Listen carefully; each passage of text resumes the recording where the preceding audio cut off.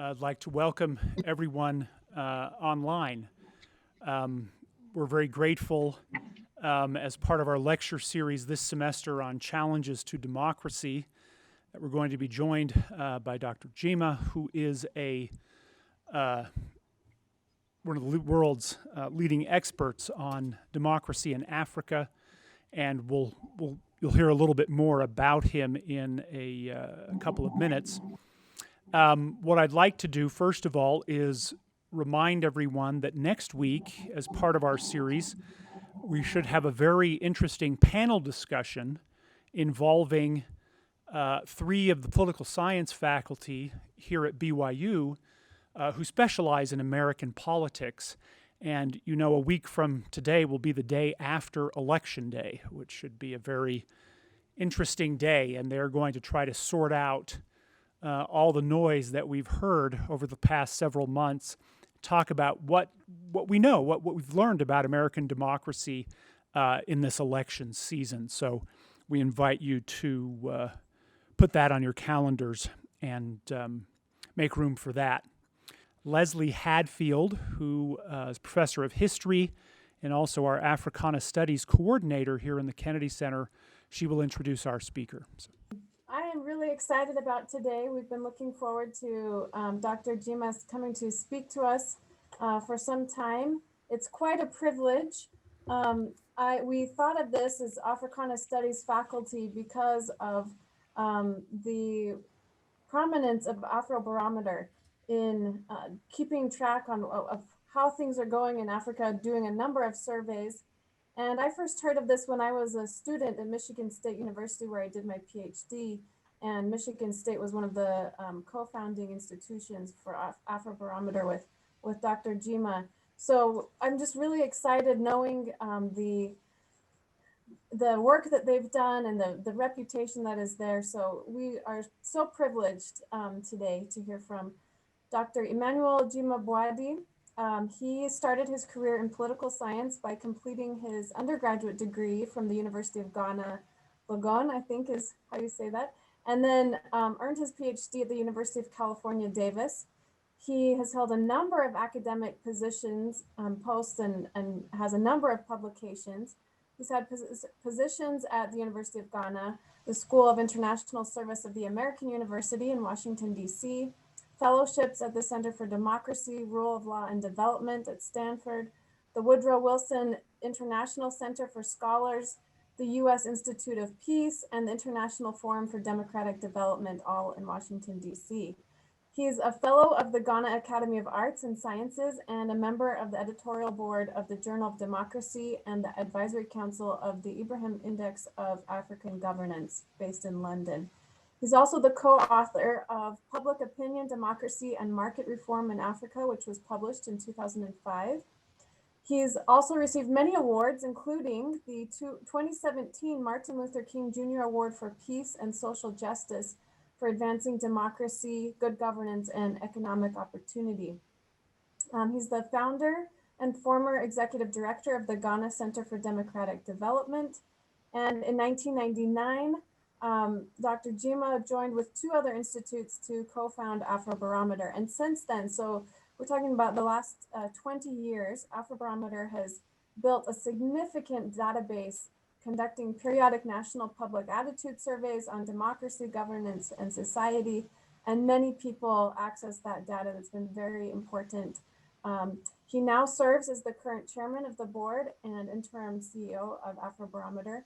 And so without further ado, I'd like to turn the time over to Dr. Gyimah. Thank you. Thank you, Leslie. And thank you, BYU and Africana Studies. Thank you for this opportunity to share some thoughts with you on African democracy and some of its challenges and the like. I have always wanted to visit Utah, but I don't get the chance to do that because of COVID. But I hope that when COVID is over, I get an invitation to come back a bit later so I can get to see Utah physically. I've heard so much about it, but it's really great to be here. So I'm asked to speak about the challenges of democracy in Africa.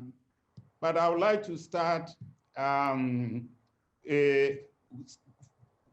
go back a few years later and basically convey to you the fact that with respect to democratic governance, Africa has been in a better place until recently. And even today, in many ways, Africa is still in a much better place than it was in the first 30 years of independence, and maybe in a much better place than many places in the world today when it comes to democratic governance. But also, I do share the view, and I have quite a bit to say about the dark clouds that are hanging over African democratization today, and lay out a few of the outstanding causes, and most important, lay out the vision for the future, the outlook for the future, and maybe what all of us can do or must see to be done.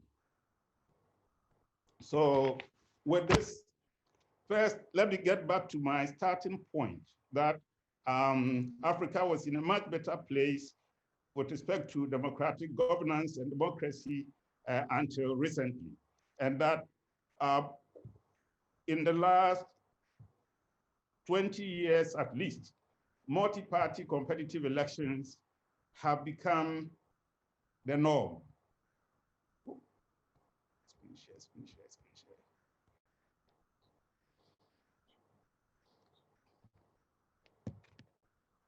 I'm trying to share the screen and just.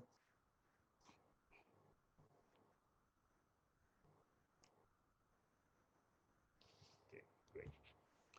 Yes, that in the last 2 years, multi-party competitive elections have become the norm, and not a thriving non-state, non-governmental, civic sector, and actors have emerged together with ad hoc pressure groups and opposition parties. In addition, there is definitely a vibrant media in Africa today. And if you have any doubt about that, think about the Nigerian youth in the last couple of weeks up to now, pouring into the streets to demand the disbandment of the brutal special anti-robbery squad with the hashtag #EndSARS. Think about Malawi in about 6 months ago or so, where the Constitutional Court overturned the results of a presidential election deemed heavily flawed and ordered a rerun, and indeed a rerun election did take place. Think about the epochal, monumental democratic opening in Ethiopia. Think about the ouster of the long-serving dictator Omar Bashir of Sudan last year. And this happened after prolonged mass protests, largely led by women, and on and on. Again, we go to Afrobarometer for evidence of citizens' perspectives on how much things have improved, how much things have changed for the better with respect to democracy and democratic governance. So in our most recent survey, we got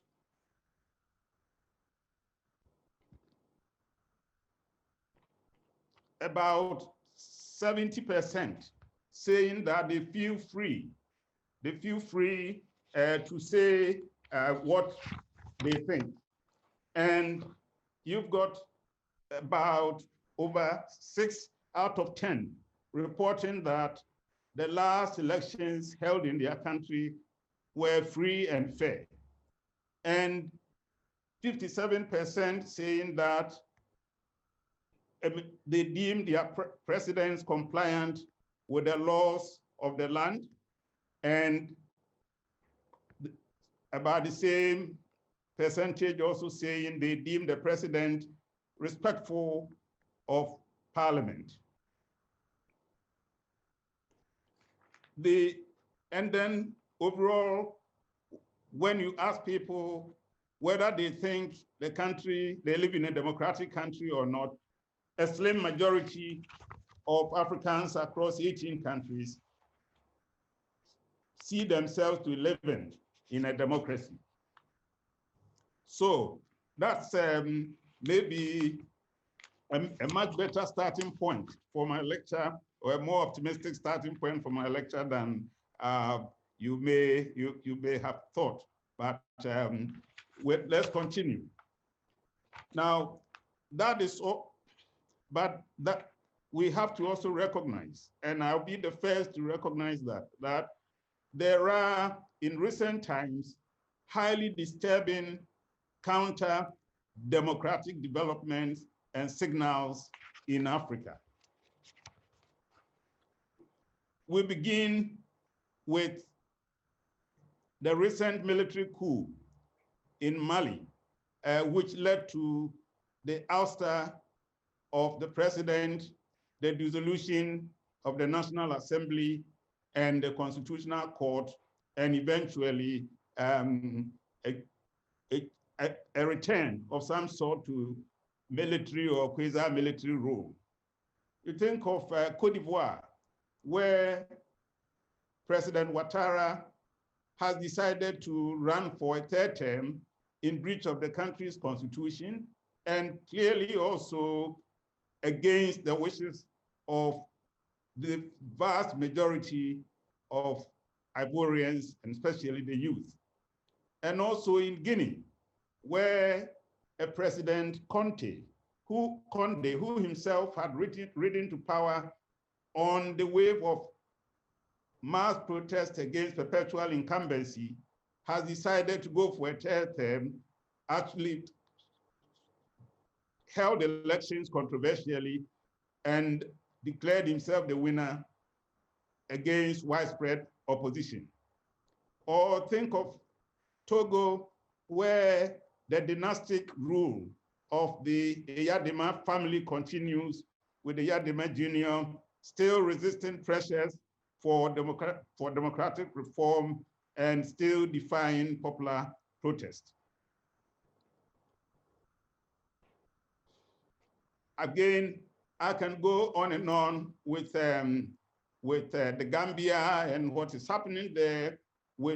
So tomorrow, Tanzania is going to hold elections, and again, this election and the preparations to it, preparatory phase of it, has been marked by extreme repression of the opposition, repression of protesters and others.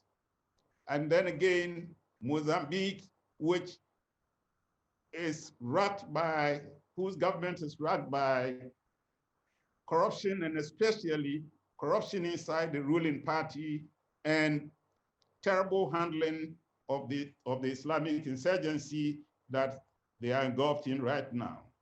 And then Zimbabwe, after the removal of President Mugabe, and all the hopes that were generated at the time appear to have fizzled out. In fact, today, he has just passed a law criminalizing, Mnangagwa has passed a law criminalizing protest altogether.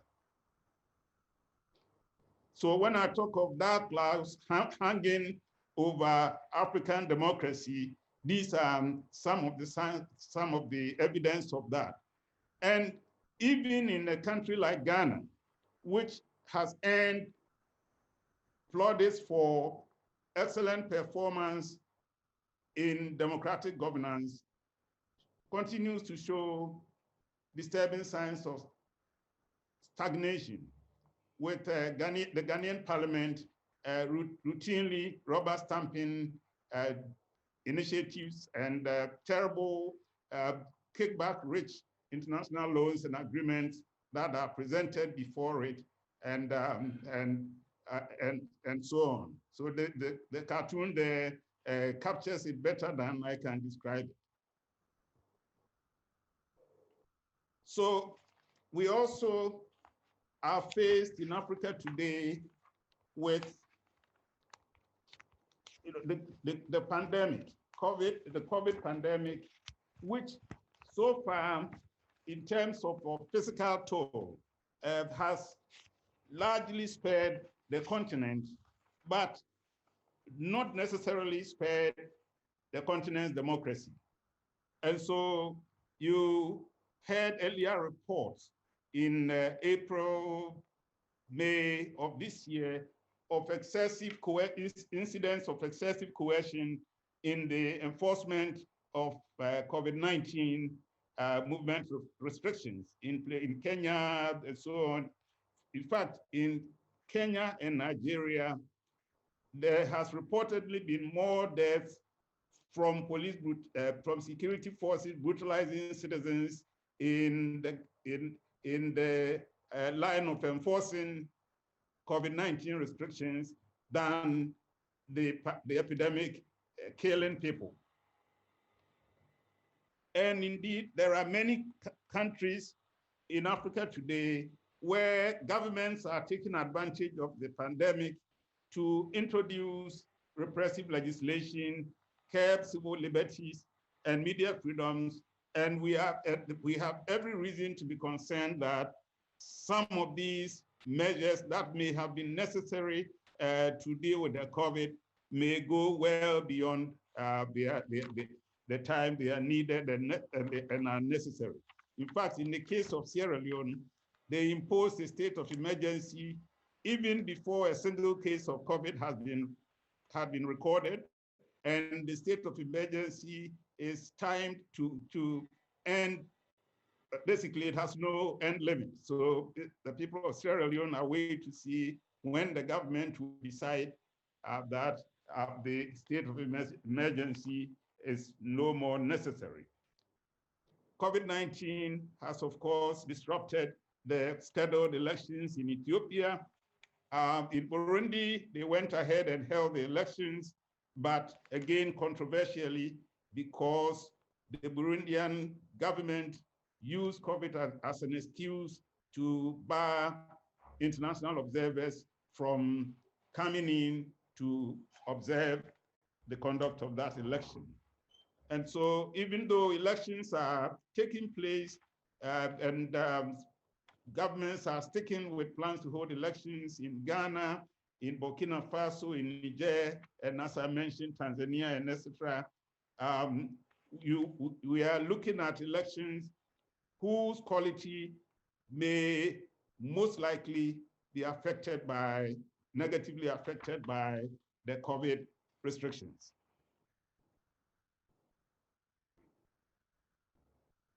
So I think from here, I want to spend a little bit of time looking at the factors that impede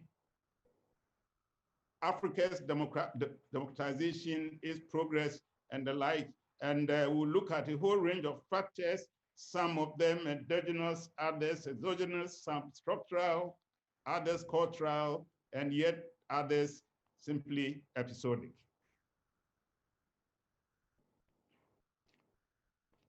Starting with the legal structural issues. First, most African constitutions can be described as constitutions without constitutionalism. They are constitutions that tend to over-concentrate political, bureaucratic, economic, and even symbolic powers in the hands of the president, in the hands of the executive branch, and in most places, the president, the executive branch, together with the governing party, and always at the expense of the legislature, the judiciary, and other oversight bodies, other bodies that are set up to oversight the executive branch and the presidency. We also have African constitutions and political and legal systems suffer from weak institutional checks and balances, something that is partly inherent in the over-concentration of power in the presidency, but also more a situation that generally leads to very low levels of accountability and something that leads to interbranch accountability, and something that almost always results in the kinds of imperial presidencies we see across Africa today. And nearly all African, in fact, all African governments, constitutions, and laws and systems end up having very weak party and election campaign finance regulation, and where the little that they have is hardly enforced. A situation that makes it possible and fosters political and business elite capture of the state. And this they are now doing through the democratic institutions and processes themselves. So since African citizens, African publics now put a premium on change of government through the ballot box and other assembly of democratic institutions and processes, if you want to capture the state, you first target the country's democratic institutions and processes to get there, and the weak campaign financing regulations and weak enforcement of the limited regulations that there are makes it very easy for this to be done. Again, there is the problem of very usually unhelpful and harmful domestic political economy factors. Among them, and maybe key among them, is the fact that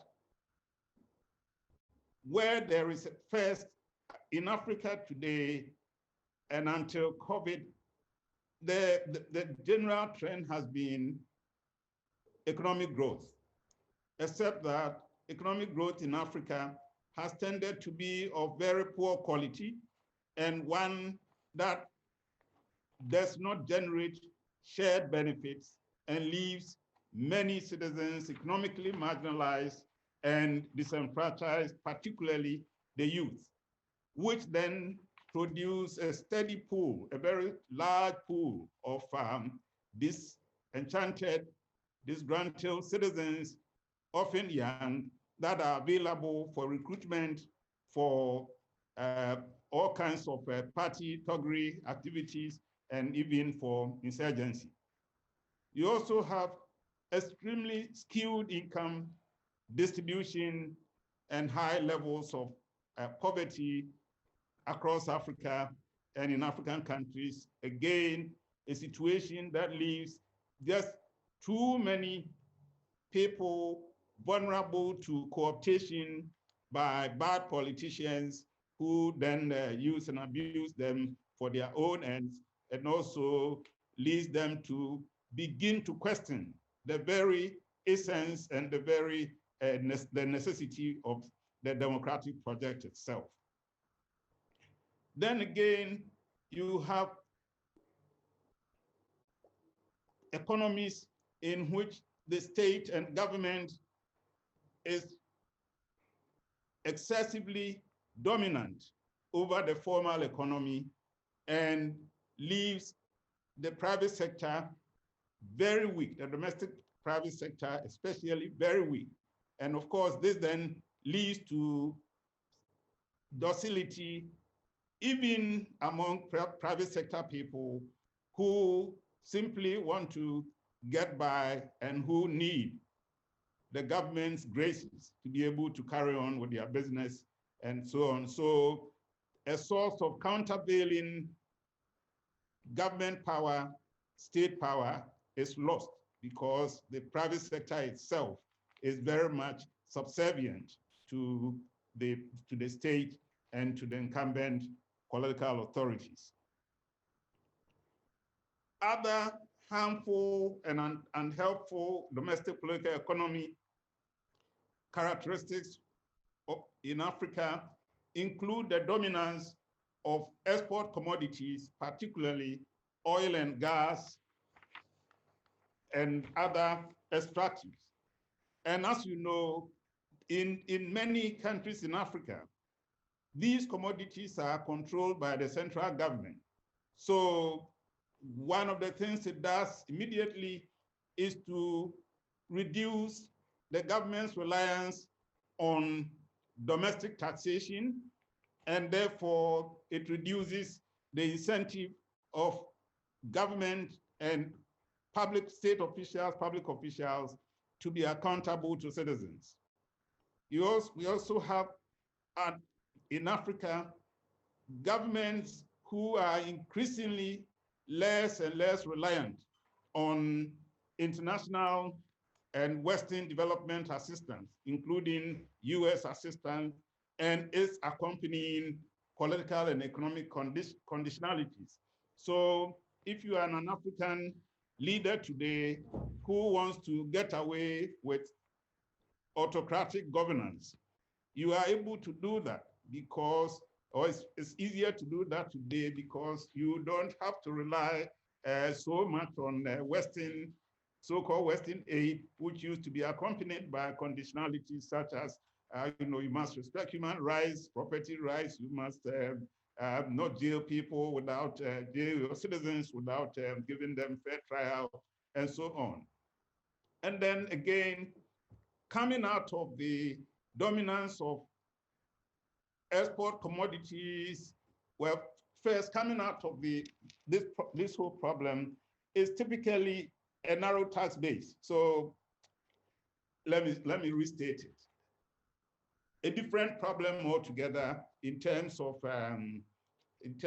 Africa's political economy. The tax base of many African countries is first of all very narrow. They get their taxes mainly from extractives, maybe from export duty, and particularly indirect sources of revenue.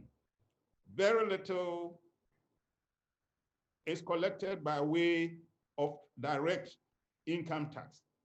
What that also means, what that translates into is that governments can sit in the city, get the taxes, the revenue they need from the taxes that they collect at the airports and the seaports, and then the taxes that they collect are sourced from multinationals that are doing extractive industry, that are mining gold or oil or diamond or whatever.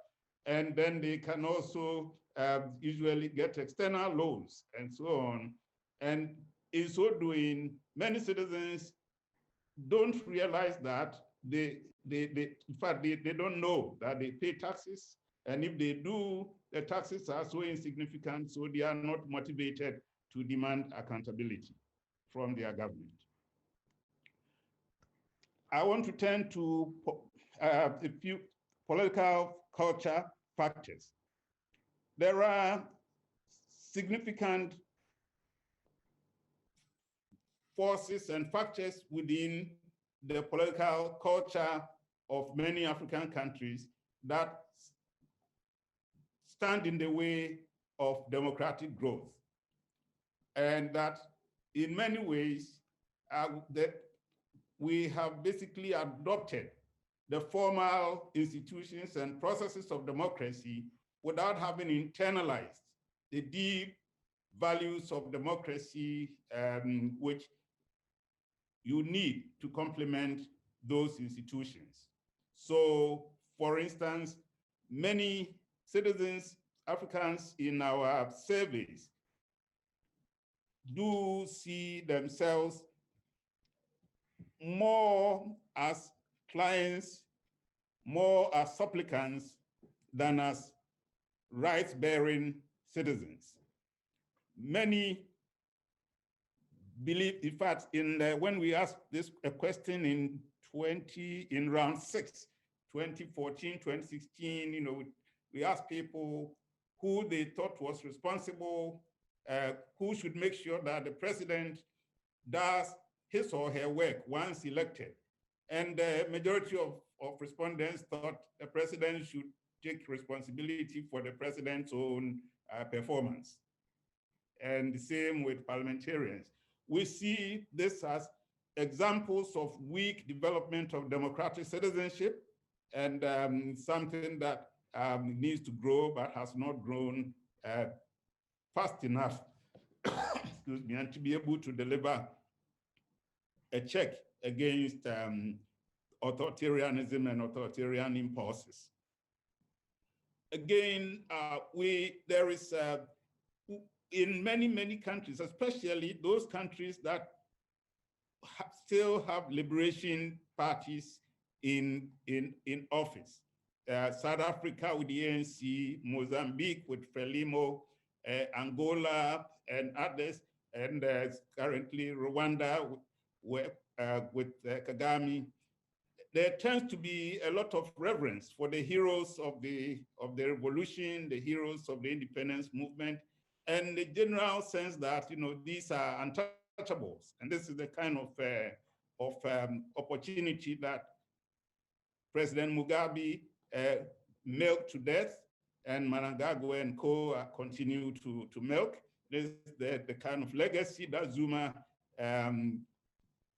took to almost absurd proportions and nearly killed the economy of South Africa and its democracy and so on. The final set of factors relate to the increasingly inauspicious international and regional environment in which African democratization must occur today. I recall with nostalgia the absence of robust champions of democratic governance that were in place in the 2000s with the John Kufuor's, Thabo Mbeki's, Obasanjo's, and then outside of that cohort, Kofi Annan, Dr. Bin Chambers of West Africa and others, individuals who were robustly committed to democracy and democratic governance and made it their business to try and monitor that and to promote that across the continent. Another factor is the clear retreat of Western governments and G7 countries from their earlier focus on democratic governance in their foreign policy and development partnership programs, and a new emphasis on transactions, on highly transactional approaches to African policy and relationship. And you couple that with the emergence of China and other so-called non-traditional partners who have little or no interest in matters of democracy and accountable governance in their African client states. I thought I'll give you this cartoon, which pretty well depicts the presence of China in Africa today and how China is being welcomed almost in the same manner that we had done with the colonial authorities, with the colonial countries before, and but in this case, with more open arms.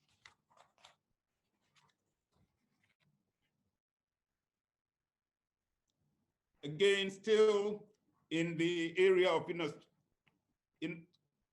bad international and regional environment, we note the emergence of the resurgence of neo-Cold War impulses in the US and other Western countries, which means that countering the global and regional influence of China, India, Brazil, and other new actors is the central goal of Western economic and political diplomacy, which then means that if you are the US or Britain or European Union, you are reluctant to press for democratic governance reforms in especially oil-rich but misgoverned countries such as Angola, Chad, Equatorial Guinea, the DRC, especially South Sudan, and the rest. And you do all of this in an effort to preserve your commercial security and geopolitical interests. Then finally, under this sub-theme, there has been a proliferation of offshore safe havens for looted state funds. And so if you are an African kleptocratic politician, of many of them in Central Africa, in Southern Africa, in West Africa, in North Africa, you do not lack places where you can hide your stolen wealth, including the United States. And from that vantage, from that safe point, then you can launder the resources back into your country to continue to steal that country's democracy, corrupt its institutions, and increasingly, they are also exporting this game of corrupting the democratic processes and institutions of other countries within Africa. So Ghana, for instance, both Congo, Brazzaville, and Equatorial Guinea is often active in election supporting political party campaigns in Ghana, apparently. So, having said all of this, maybe I need to again go back and remind all of you that I said there was still room for hope. There was still cause for hope. And so I'm going to lay out a few reasons why, in my view, I remain hopeful about the prospects of democracy, notwithstanding the many challenges that I have outlined. So we look at some of those hopeful signs.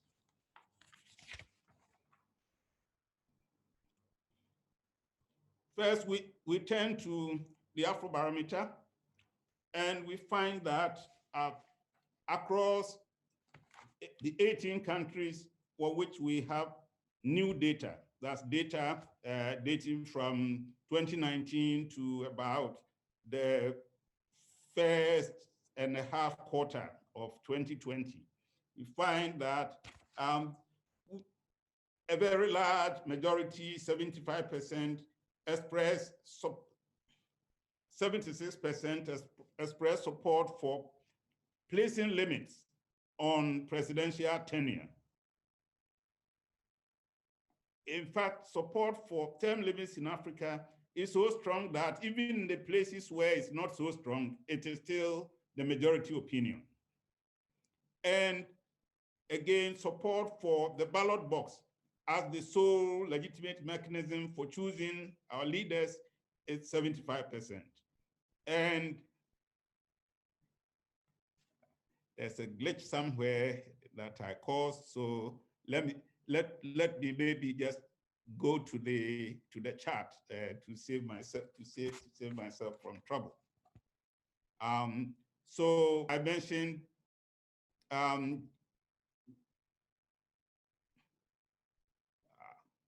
okay, just before I caused too much confusion,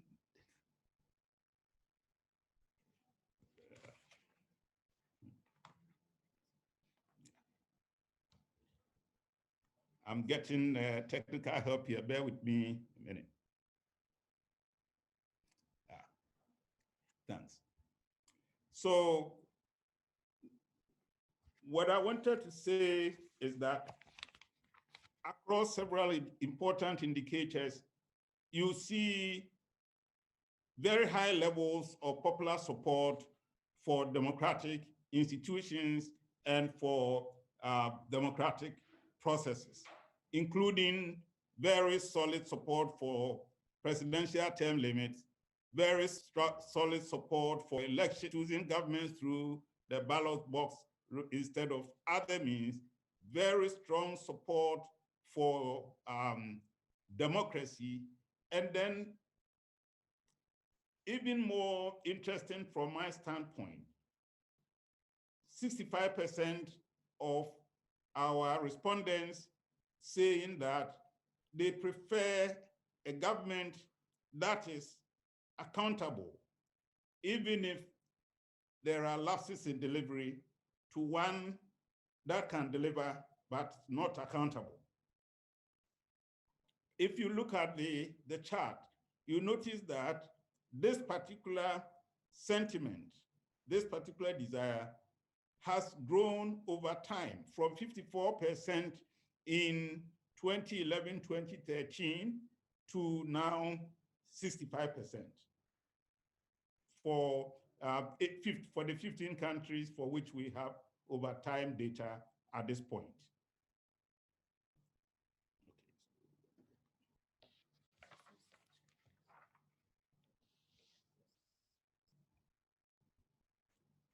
So here is the slide for the demand for accountable governance versus effective governance. So again, still other hopeful signs of this, and hopeful developments about Africa's democratic future. Paradoxically, I actually see the fact that people are demanding more by way of democratic and accountable governance versus how much of that they think they are getting. I see that as a hopeful sign, and that to me. So here's the data. So for 15 countries that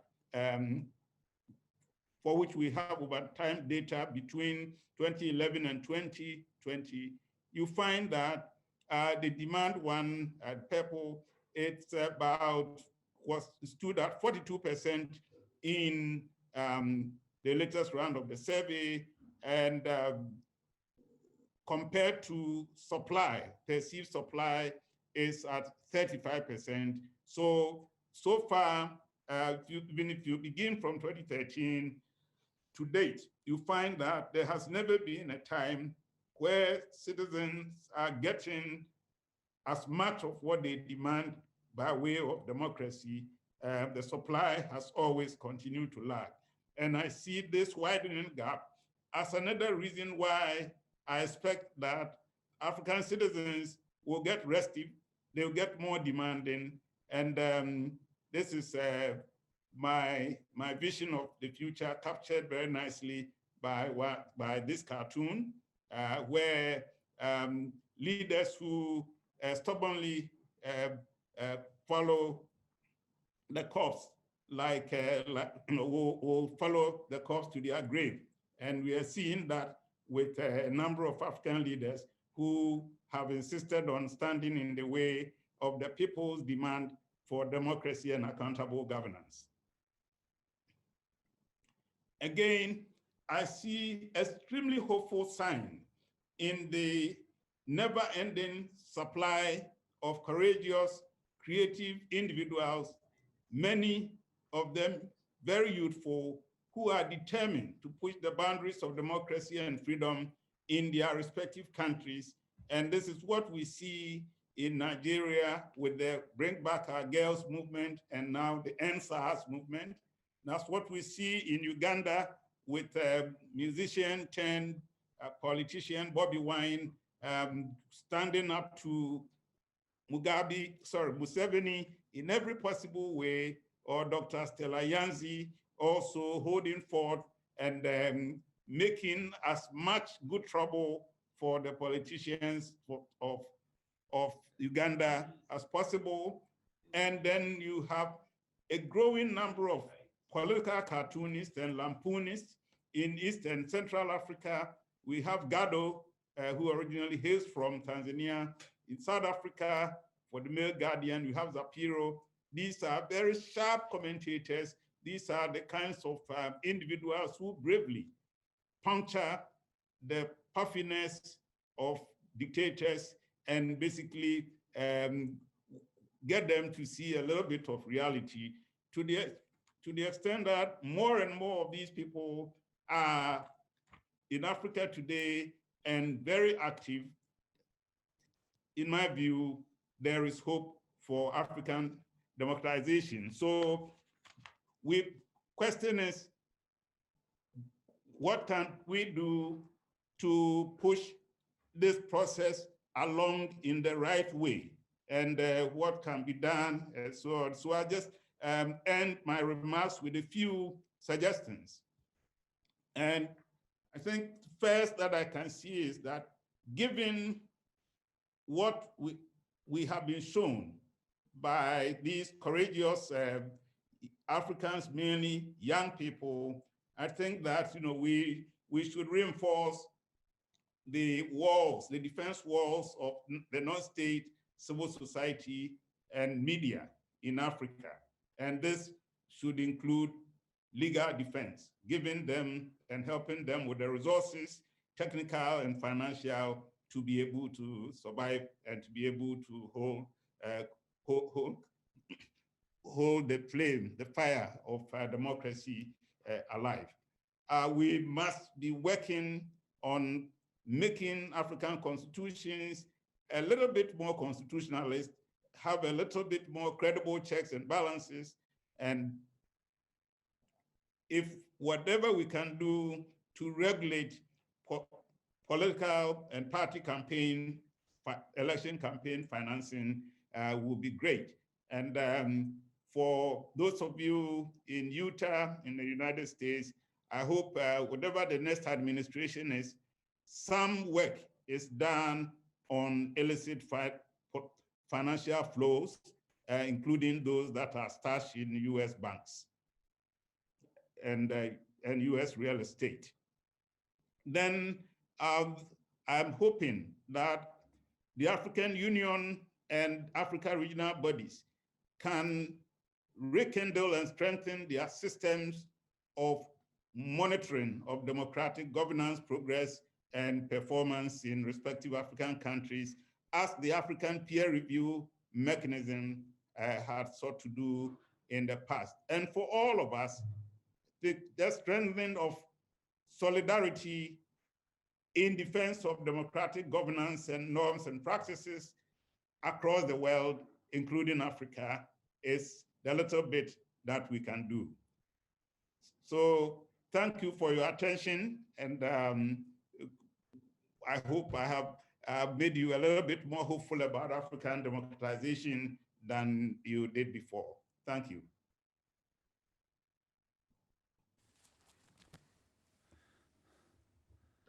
Hello.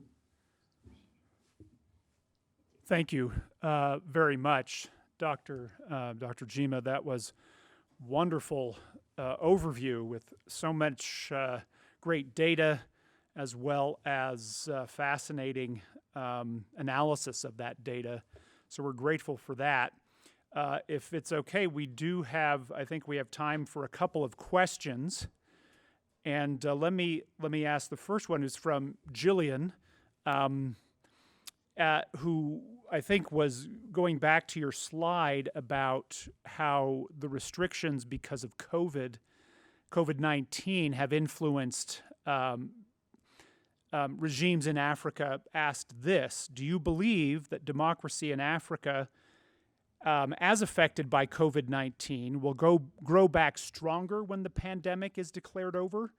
Or do you see the pandemic being used to try and restrict more democratic processes and keep those in place even when the pandemic is over?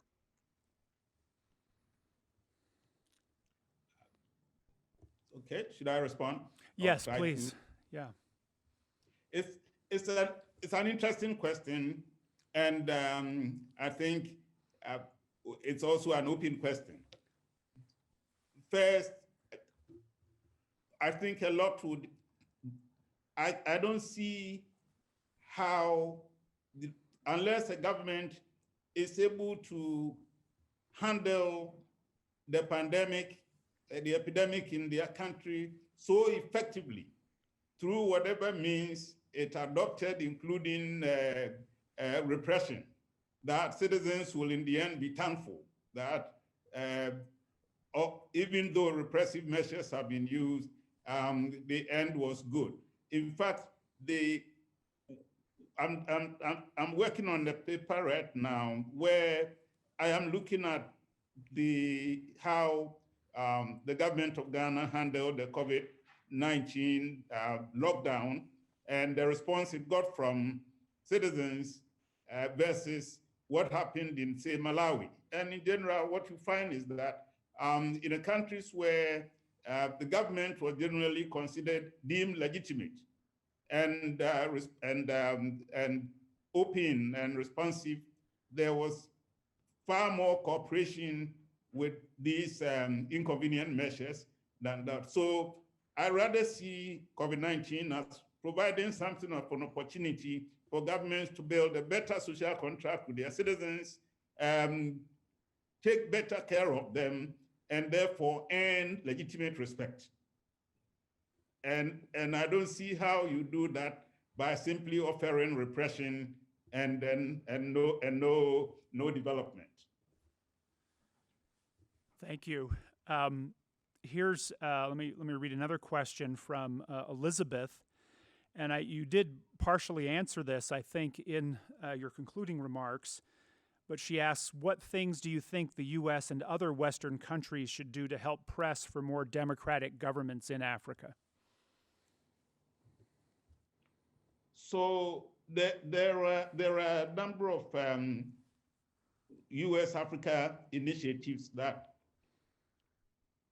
have a certain element of democratic governance promotion built in them, to the extent that Millennium Challenge account, the Millennium Challenge Corporation manages, to the extent that it takes into account the quality of governance of African countries, of an African country, before deciding to give it the benefit of MCC, then I think is good. What I'm hoping is that the pressure to compete with China and other non-traditional development partners does not push the US government to drop those requirements. Or I'm hoping that the US government does not relax the standards on foreign corrupt practices, against foreign corrupt practices, and say that, well, if